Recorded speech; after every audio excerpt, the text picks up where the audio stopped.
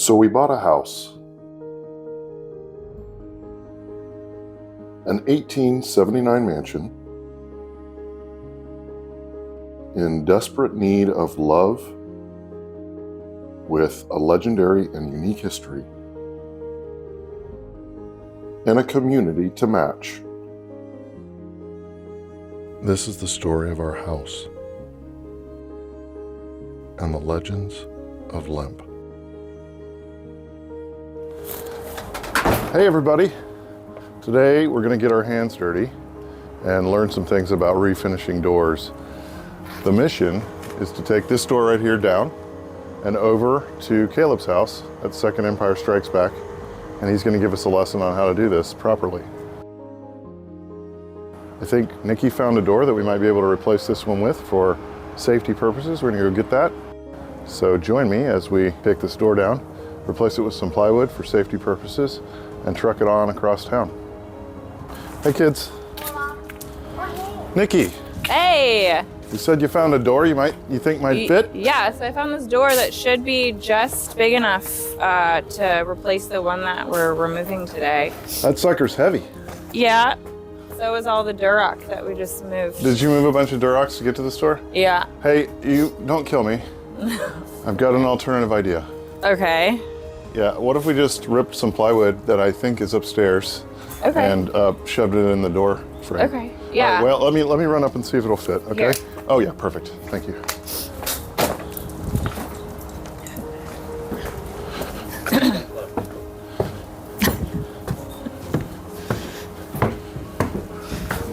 I sure hope there's plywood up here.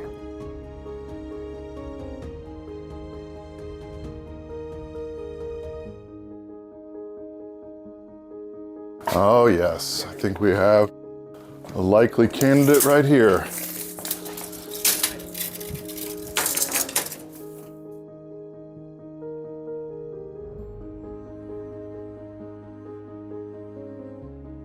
Great news. Yeah? Plenty of plywood up here. Oh, wonderful. One fits the bill. Sweet. So we can do it. Yeah. Well, awesome. Why don't you bring that down then? Okay, let's go get that door off. So which one are we gonna take first? I think the one with on the the mail left. slot? I think this one, because I moved the table back. Okay. So we can get to it. That gives us time to find some of this trim to replace too. I don't know how we're gonna find. We're probably gonna have to recut a new ledge. I'm sure we can find a piece of trim for this, but it's missing on this door completely. Yes. So. Yes, we could maybe even take a mold of that or something while it's off. Mm-hmm. My stuff here.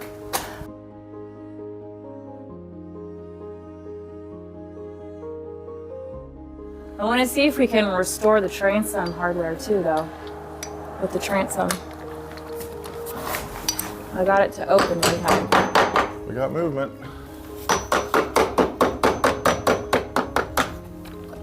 Trying to be careful not to even come close to nicking that trim. Thank you.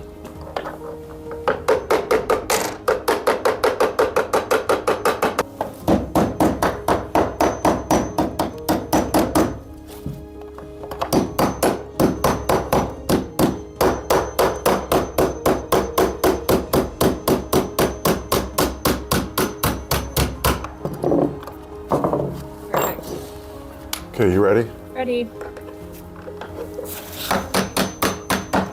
It's hard to get.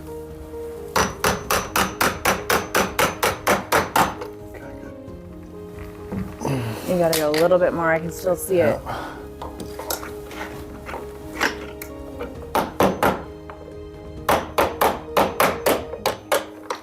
It's being stubborn there. Okay. There it goes. There it is, we're off. So let's just talk about this door for a second.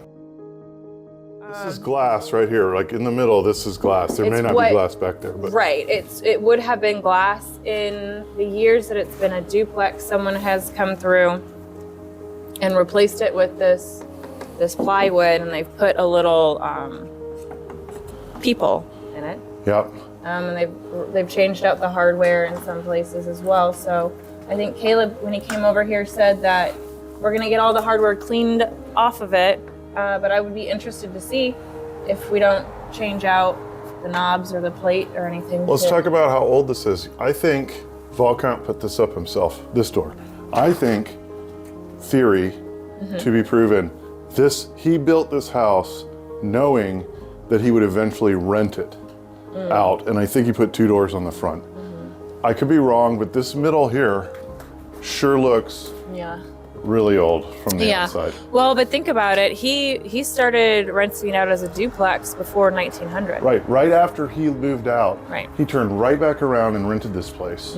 And we know it was to people who worked for Lemp. So at least one bookkeeper. Yeah, there was a bookkeeper. I think originally it was a ship's carpenter and then a hardware salesman. Yeah, so, but you want to keep the double doors, right? So that's why we're working on restoring this. These are nice. And I just like the look of 2 doors. I'm okay with that. At first I wanted some grand front door, but the more I thought this was probably what it was built with, this is what I want to keep. And let's restore it. And Kaleb is very knowledgeable about how to do this and is going to share with us step by step how to. We're going to come back and apply that knowledge not only to this door, but to this entire entryway and get it ready to bring back to its glory. All right. Are we We're going that way with it? Yeah. All right. I'm going to take it down. Okay. Go ahead. You got it total? Yep, walk.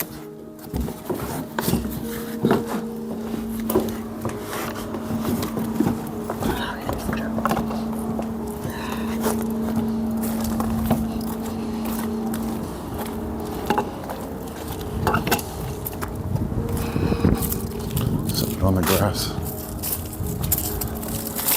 Want me to set it down? Yeah.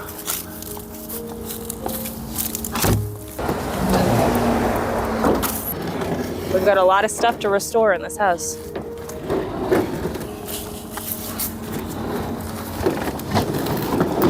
Can we get it closed? I think so. Well, here.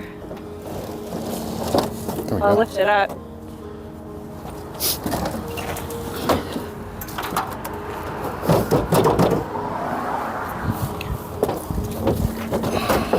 Awesome. I don't think it'll go in exactly that way. I see what you're Well, gonna it will, do. actually. I thought I liked what you were doing there. There we go. Sorry. Perfect. Awesome. Now we got to go cover that gaping hole. Yeah.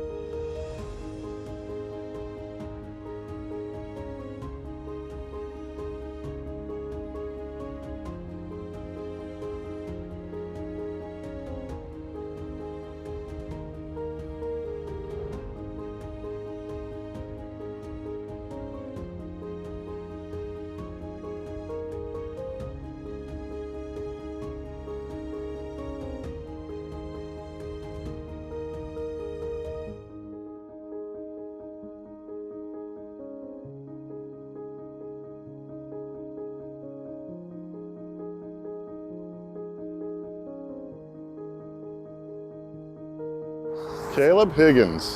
How's it going, Matt? How you been, man? Good to finally see you here at this house. Yeah, I guess you guys haven't ever been here yet. We've not had the privilege of coming here yet. Yeah, my absolute crazy mess, but it'll be pretty good one day. I got a door for you here. Yeah, let's see what needs to be done here. Yeah. So this came off the front of the Vahlkamp House. Yeah. And it's one of 2 doors. And we're going to take one off at a time and refinish it. And we thought, you could help us with that. Yeah, at least teach you guys the techniques and get you guys going. Doesn't look like it's in terrible shape actually either. Most everything you need is here. Looks like definitely lead paint on this side. Do you know what the original finish was here, or was this painted later, or do you think it was faux grained, or? It was likely faux grained if we can get underneath it. Well, that will be something I can't teach you because I've never done it, Yeah. but everything else I think we could make it beautiful again. Yeah, but we'll find out if it was. It could have been added later. We're really not sure when this house was turned into a duplex. Was it built with 2 doors in it with the idea that it would be eventually a duplex, or was it converted later? We don't know. So maybe doing some of this will help us find out. Definitely possible. The house's year, remind me again, was 1879. Okay. No, it's definitely not 1920s tech, I can tell you that. How would you know that? How do you know that? So here on the side, on the edges, you can see it on this edge as well. There's a mortise and tenon joint, which is a really good beefy joint. The one door, so on the side of my house, they added a door. And the second owner was a veterinarian. He ran his vet clinic down in that area in the basement. Yeah. And so his door, even though it looks similar to the other ones, had dowel rods in it that didn't extend out to the side, so you couldn't see where the connection was made. And just knowing the era he was here, I can tell by that joint. However, the dowel rods are not nearly as strong, and so that door completely failed.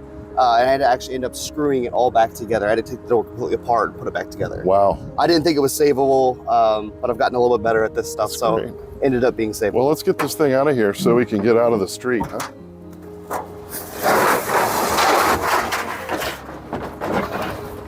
All right. I love that they have a peephole in the plywood. Yeah. Safety first. Oh yeah.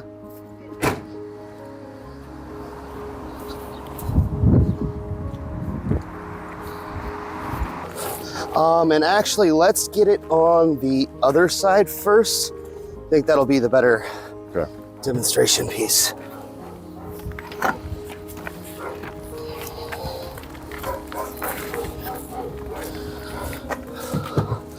Because this paint, I'm thinking this side will probably be better for the heat, and the other side might be better for just the straight stripper. So the lead paint side, heat. Yeah. And you're gonna use a heat gun? It's not exactly a heat gun. So it's an infrared heat gun. Supposedly it's safer with lead paint because it doesn't get as hot. I question that. We're still gonna wear a mask even though we're outside. But it is definitely the fastest solution I've found. Okay. But we could try a corner with my stripper as well and kind of see what's the better way to go with it. Right. Did you take an IQ test before you started this, and then we got a baseline that we can compare it to afterwards? All right. I have no idea. All right. But I definitely learned through doing so. Actually, on this part here, so I assume there was a glass. Obviously, there was a glass pane at one point here. We're going to have our window guy Matt put the glass back in, unless you can tell us. Have you done that too before? Yeah. You have? And this looks like it was probably glazed at one time. Right. This is the outside face. We're kind of up for trying to glaze it ourselves, actually. Yeah, I don't think it's terribly difficult. You just have to probably do it like 8 different times over and over again. Nice and smooth. There is a type of glazing that I hear is better. I think it's called Sarco. Okay. I don't have any of it, but we can definitely get some, and then later in the process, we can come back and at least give it a shot. If you know how to do it, it'd be more fun to have you teach us, we can and do then us it. give it a try. I've done 2 windows, so Cool. I've that much experience. Yeah, and then this part is missing on the other door. So it's a match, but these parts are missing. Is there anything we could do to take a mold of these, or maybe get somebody to copy them? Well, actually, since you guys are painting these doors on the outside, You can have a silicone mold made of this and cast it in resin or something like that. I mean, these things, when they were made, they actually aren't hand carved, not at this era. They were actually making these big, heavy stamps and rolling over this. So this would be milled, and then this would be stamped. Now, would they have used a Holland Brown milling tool to do that? Quite possibly. Wow. There are pattern makers or pattern stamps that I've seen in their books, the machines that do this. I didn't quite understand how they were getting this. I mean, because the consistency, right? Do you think we could find something modern that would be close? Potentially. To get an exact thing, you either have to find one at Regan's place, potentially. Yeah, Regan might have he might have a door that has something like on this, and like you'd be like, hey, Regan, can I steal this piece?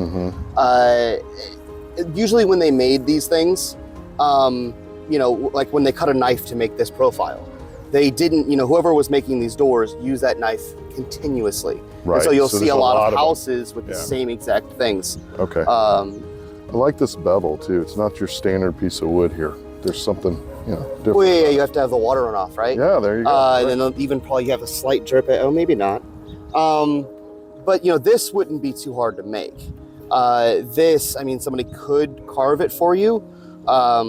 It wouldn't be exact. I like the idea of taking a mold. That sounds really interesting. A mold is definitely a and I also have that 3D scanner. We should try that. That could also work. You could 3D print one too, technically. I think maybe that's what we're going to try with that. This piece or something. We'll see. Anyway, so Obi-Wan, what do we do?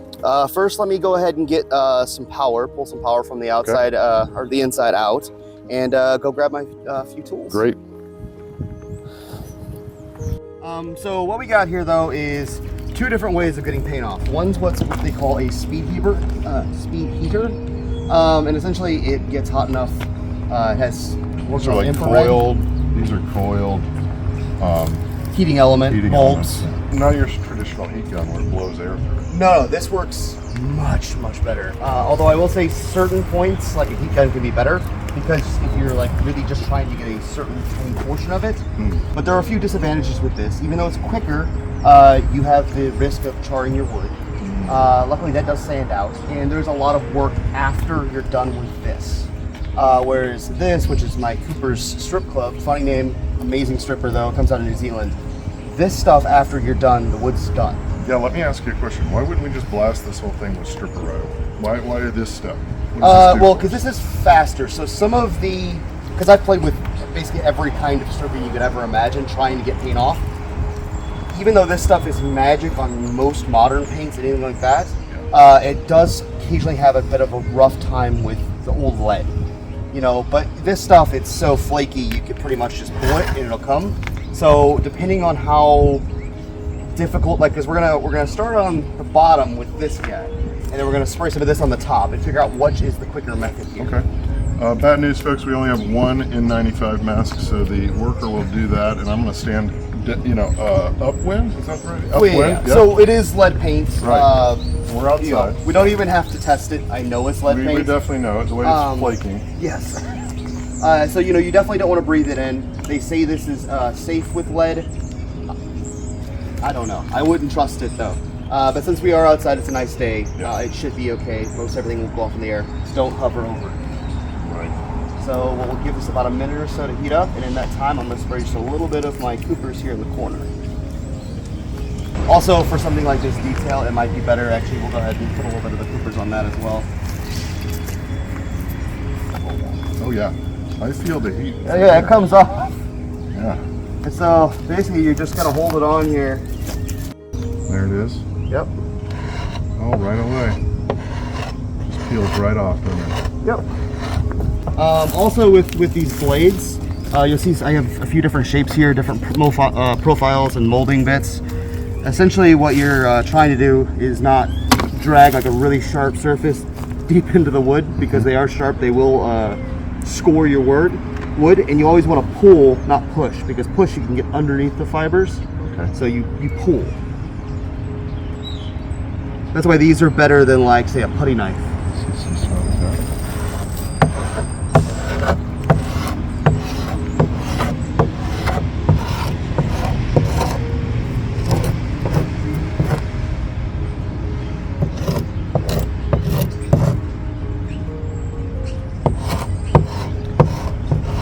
if you want to be efficient, you can heat up another area while you're waiting for it to go.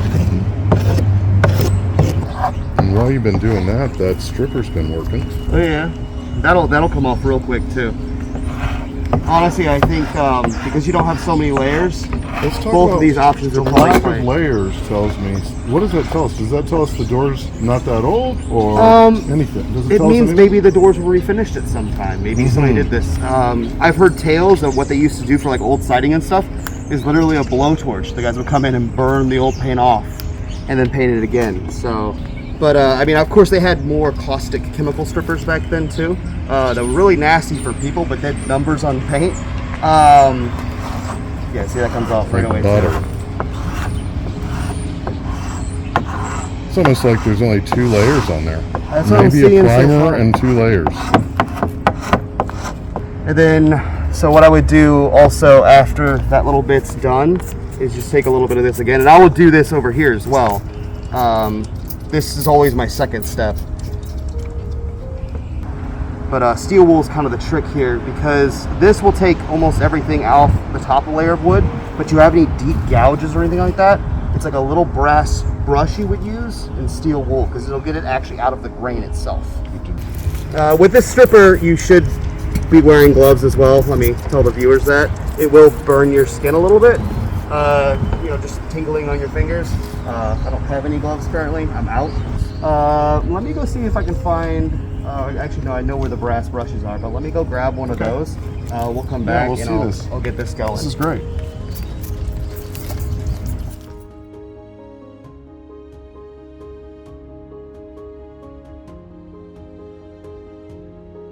So we're back with brass brushes. And these guys are great to get into detail. Now, of course, woodwork, it depends on the type of wood you have. You don't want to go super hard on it because it is still a metal, it is still harder, but the brass is a lot softer and a lot nicer to the wood than any kind of steel would be.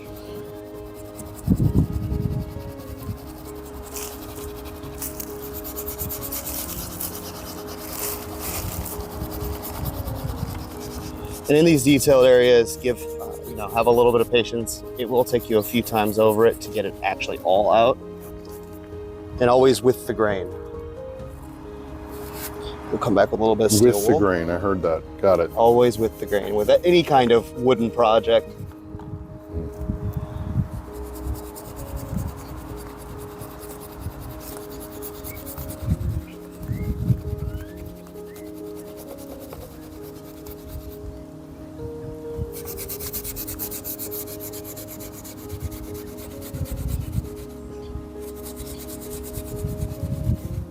And then the clean brass brush, after you got most of the material off, you just kind of come into the detailed areas.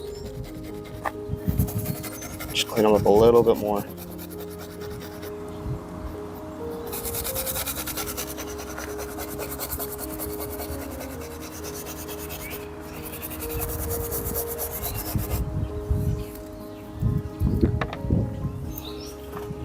And then, repeat, rinse and repeat until you got it all off.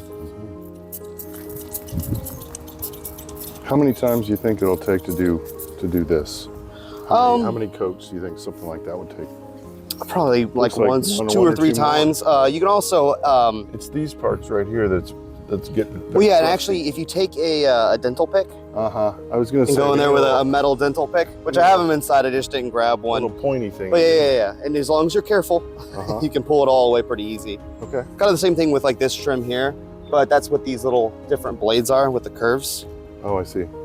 So they fit those. I see. Okay, they fit the curve. Still haven't figured out how to use this thing very well.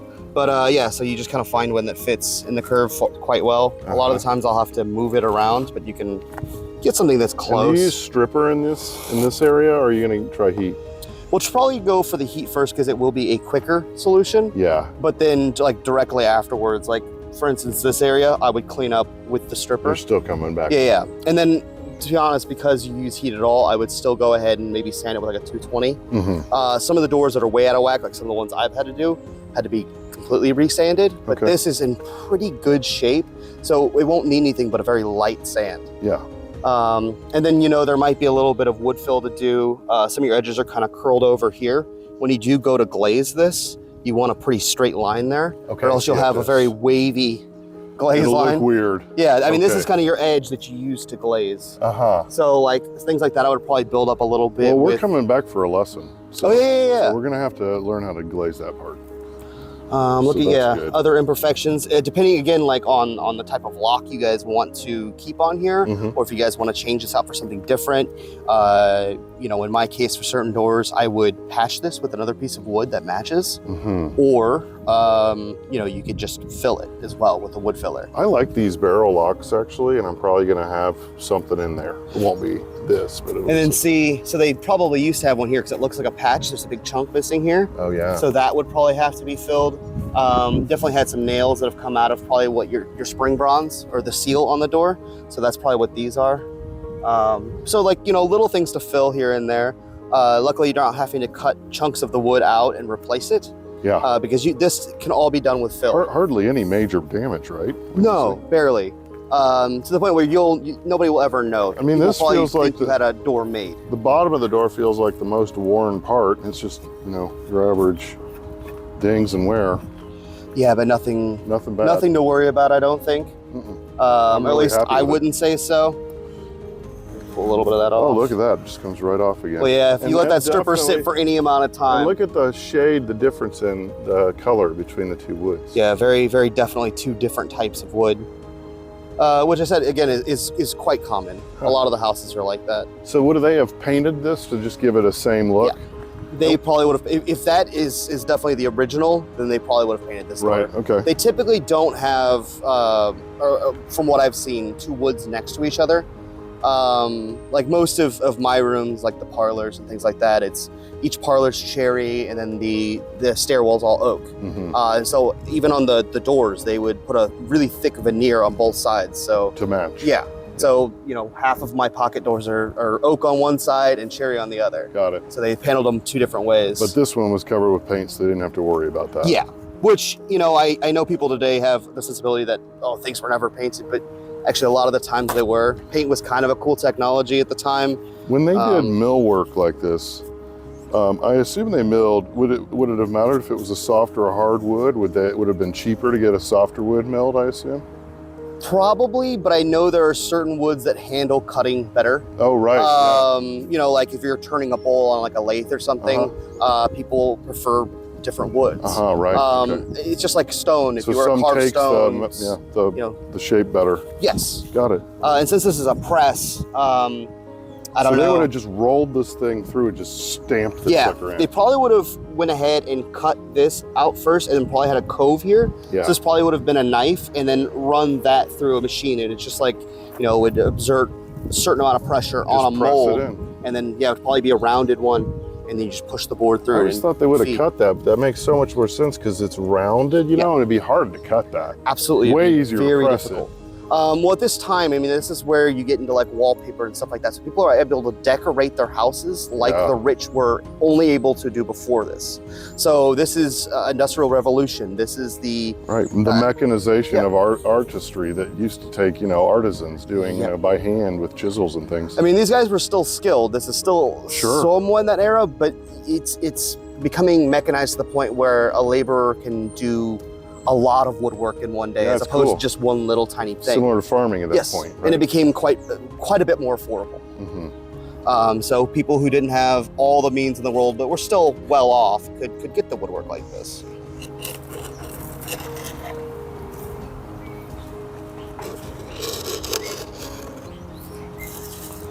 How much of this have you been doing?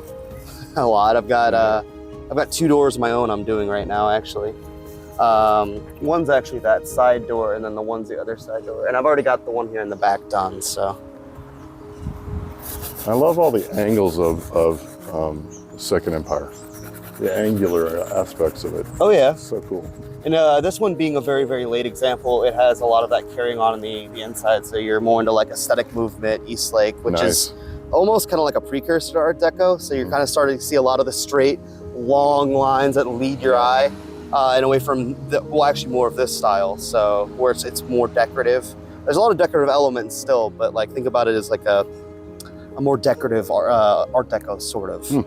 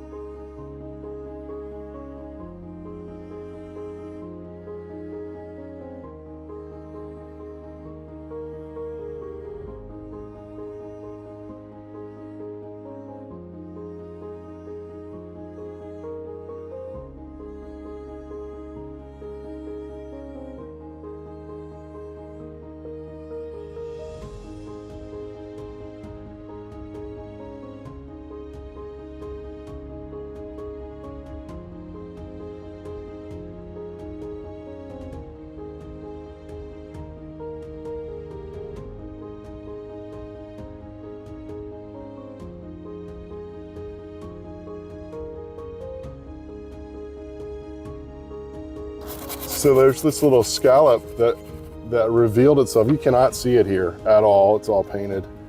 Here, oop, I'm gonna get my finger cut off, but right there, it revealed itself, a little scallop. It's got like a little ball at the end of it as well. Isn't that great? Yeah, and it's a little balls pressed here. into that, yep. And actually, that right there is a very high relief. You cannot see that under the paint though. No. I'm gonna try scanning this part of the door somehow, so. Yeah, I mean, I think I mean, because you can also pull this off. It's probably only held with a few small nails. And so if you pry gently. I would like to pry it off and then take it to the scanning, to my table to scan it eventually. I'm trying to figure out if it's nailed from the top or it might be both, which would be trickier, but. Yeah.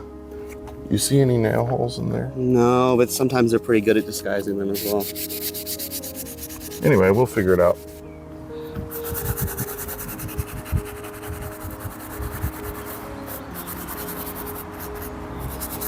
So, you know, That's the great. general idea. I'm getting it. I think the folks are getting it too. So yeah, you're mixing heat with, and say the name of this again. Cooper Strip Club. Cooper Strip Club. Funny name, effective product. They should call us. There's a sponsorship in there. And then yeah, going to town with these things. All right. So thank you, Kaleb, for this lesson. Very valuable. No We're going to use this back at the Vahlkamp home. You're going to keep going on this door, and we'll come back to you. Yeah, shouldn't be a problem. So we'll knock this out in a day or two. All right, great. Thanks. No worries, man. Bye, guys. Hey, so we're back to check on our door with Kaleb here, and Kaleb, you've done quite a bit of work on this door. Yeah, and discovered some really cool things along the way too. So I think the coolest thing that I found is this little hole here. On this side, it had a little square, a round bit, and then some screw holes that, of course, are no longer there. But that, I believe, is for an original doorbell. Awesome. The mechanical types. One of those. Yeah, well, either a twist or a pull. Yeah. I think this probably was a twist one based on the size of the hole. You can find them, you know, so like that would be a really cool thing to have back in there. So cool. We're gonna do that for sure. If you've ever heard one, like the sound of them is really amazing. Oh, so yeah. It has a certain nostalgic sound to them. So that's really cool. I definitely left it open because I talked to you guys, and that's something you guys want to reincorporate. About that. We're definitely gonna use that. It's always cool when you can open something up and find evidence of things. Look how much better this thing looks. Yeah, now I didn't take every single little piece and part apart. There are elements, for instance, like these grooves on these. Yeah. I had to completely recreate this one. It didn't exist at all. And so I did a little bit, and then, you know. It looks great. It's with any of these projects, it's always one of those things, how far do you go with it? Yeah. But I mean, there's so much filler on the side. These were all beat to nothing. I You can't even tell where all the locks and stuff You guys were. remember what this thing looked like before? This is an amazing transformation. Yeah, it was really beat up down here. Yeah. I mean, you can kind of see some of the little bits of Oh yeah, filler look at all and this paint filler. and everything else. This thing's a Bondo beauty now. That is awesome. Way to go. And the filler itself too shouldn't give out. It is a really good product. Okay. I know they use it on things like, like the White House and some other places. Oh well, So, you like, know, if it's good enough for them, it's good enough for us. well, it was expensive Look enough. at this. Yes, and I did clean up your guys' plate, one of them. That the looks other so plate good. actually is steel. Oh, really? Yeah, so it had brass coloring on it, but it actually isn't brass. Wow, So that leads me to interesting. believe that that's probably the original. This probably isn't. Likely. You're also missing one of the lock spots here. So you have the lower, but not the mid. Okay. And I haven't messed with the cassette quite yet. Yeah. But I don't know how you guys are keeping these exactly shut at your house quite yet. So it's something I need to take apart, redo. So, yeah. And then this piece here looks lovely. Look at all this you did here at this end. Yeah, big chunk missing out of the side. It's not attached yet because I don't know if you wanted to 3D scan something. Yeah, I do. And it's probably better for these two pieces if Yeah. you want to scan them together, Right. for them to be in the raw. So, but I did just get out with a little dental pick and pick every little bit of piece of paint out of there. Amazing. So all the detail's really heavy in there. And anywhere where the stamping missed, I actually carved back down a little bit to give you a bit more relief. That's so good. Now the side pieces were actually just wood filler. There were little bits of wood on the edges. So basically there was nothing really there to save. Yeah. So I took those off. and I have to rebuild them back Basically up. building them out. Luckily though, there was just enough on this side where I know kind of how they met. Yep. So they met at a joint like this. So it should come up in the corner straight. So that'll take a few times of me taking it away and putting a bit more filler back on, and taking it away and putting more filler back on. But I should get that looking pretty good. It looks so good. Remember, it was just nothing but paint here. We could not see much of this work here at all, and now you can see so much of it. And that's why I didn't want to paint it quite yet too, because every layer of paint you add to it, so I might actually, even when we go to paint this, thin the paint out a little bit. Right on. Just so it lays in thinner coats, and so you have a bit more of the relief. What's so cool is this was likely made on a machine that was manufactured by the guy that owned this house. Quite possibly. Which is really cool We too. can never know for sure exactly, but it's quite possible he did make the machines that would have made a piece like that. Really cool. Although exactly what year this was made might have, they were in 1877. Yeah. So it's possible. But were they churning out all of the machines at that point? I don't quite know. Regardless, it is really nice. So up here, this is so clean now. Caleb. Yes, and it's actually really interesting. So I have a door behind us I can show you guys in a minute. But essentially what you would have is on that door, any of the doors I have around here, is you would have a profile that would go around this. It would be part of this board. It would be straight cut here, so there'd be like a shelf for glass to sit. You guys don't have that. And I don't think it was ever necessarily here. I think this was built in a very different style, because even your trim here, most of my doors, it's built in. It's part of this piece. The trim on the front and the back are separate pieces here. So this was all a straight board all the way down. All the muttons and everything were straight. Okay. They didn't have the profile on them. So this is, I think, an earlier style of building a door. It's certainly strong because it has the mortise and tenon joints. So it's a strong, tough door. There hasn't been any movement in this thing at all.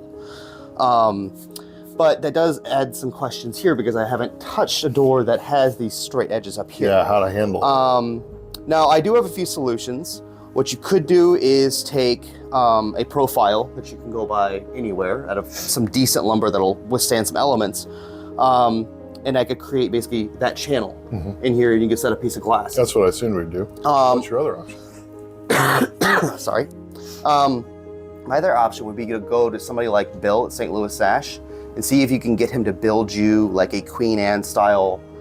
Essentially, it would be wooden sash that would go all the way around. Yeah. And you would have colored squares of glass on the edge and then clear in the middle. Or you could have put an etch paint in the middle. But it would actually have the wooden slats. Yeah, so like a wooden structure. Nice Queen Anne design in there. You have clean ends here. You have nothing here, so you have the ability of anything you want. Right, whatever we want.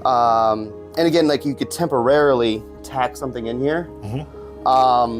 But that's what I'm probably gonna do that on one of my doors upstairs. Just go temporary and then come back to it, or what do you mean? Oh, well, that one, yeah, you could temporarily just put a piece of like a thin board in here. Yeah. I mean, because they had this thing. Keep the weather out. They really didn't want anybody to get through this door, because I found nails, screws, and glue all on one piece. Right, well, so, they were ready for the zombies. Definitely. It took a good 3 hours just to get through it. You know, there was a hoarder, and we hear tales that all of his money was hidden around the house. The last group found $35,000 in the basement. So well, let's hope there's a little bit more lying around. It's not there. We right? already checked, oh, so man. yeah, it's not going to happen. But yeah, it had to come out in giant chunks. Like I couldn't get. It was a mess. Amazing. But it's all cleaned up, and it does look good. It looks so good, Caleb. I am just blown away by the workmanship, the care, the attention to detail, and just it's going to go another 140 years now. Oh, absolutely. The quality of the wood and the workmanship originally leads to it being a fairly easy save. Now things will fail, paint fails over time and things like that, but the actual wood and everything that's here should last at least another 50 years before it needs a refresh. Well, it's great and very good work, and I'm excited about getting going on the rest of the entryway and the other door now as well. Yeah, you guys have to bring me the transom windows at the same time, knock them all out at once. We'll do it. Thank you, Caleb. Yeah, no worries. It was a pleasure. We'll come back and see the other side when Caleb gets to that part. That'll probably be tonight.